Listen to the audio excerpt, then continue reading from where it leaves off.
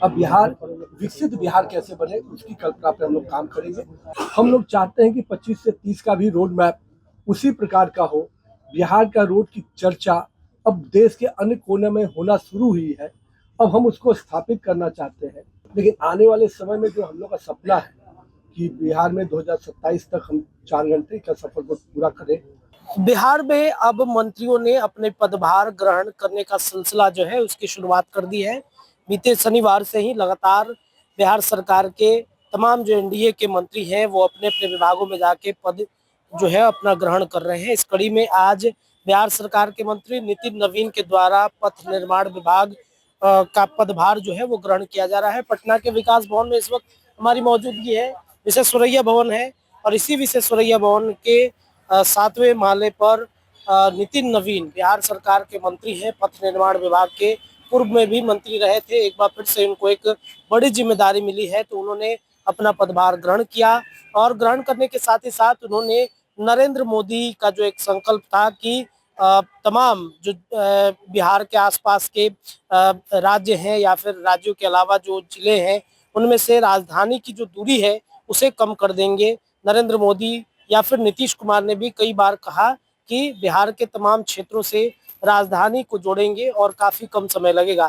तो नितिन नवीन से जब हमने पूछा कि क्या संकल्प है आने वाले दिनों में बिहार को किस तरीके से विकसित उनको करना है, तो आइए सुनाते हैं नितिन नवीन क्या कुछ कहते नजर आ रहे हैं।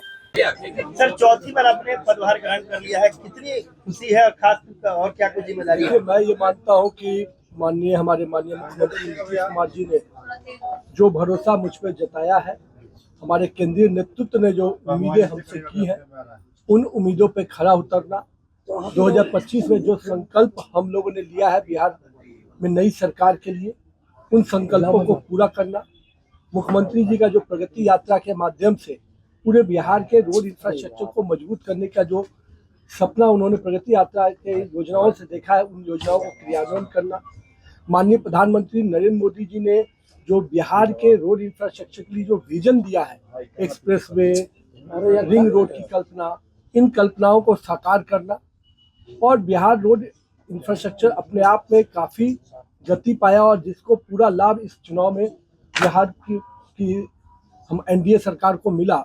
हम लोग चाहते हैं कि 25 से 30 का भी रोड मैप उसी प्रकार का हो।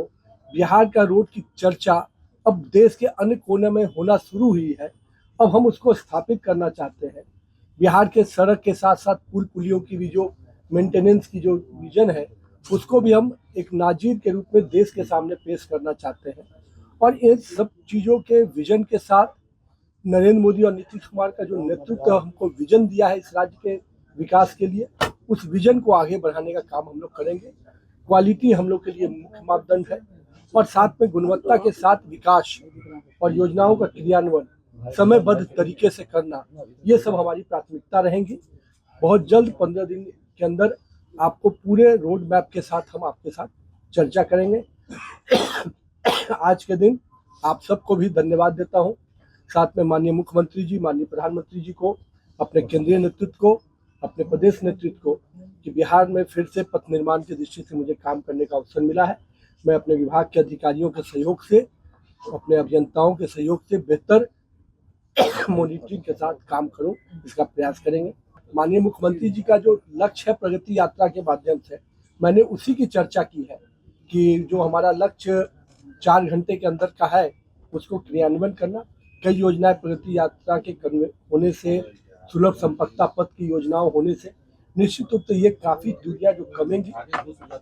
लेकिन आने वाले समय में जो हम लोग का सपना है कि बिहार में 2027 तक हम 4 घंटे का सफर को पूरा करें और साथ ही साथ बिहार के हर गांव से 40 किलोमीटर 4 लेन सड़क गुजरे, इसकी कल्पना पे हम काम करें। सर, अब विकसित बिहार की बात हो रही है, उसको लेकर क्या कुछ खास करने की आवश्यकता है बिहार में? देखिए, विकसित बिहार का सपना के जो बुनियादी ढांचे थे, सड़क, बिजली और पानी, बिहार की सरकार ने उन पर काफी बेहतर काम किया।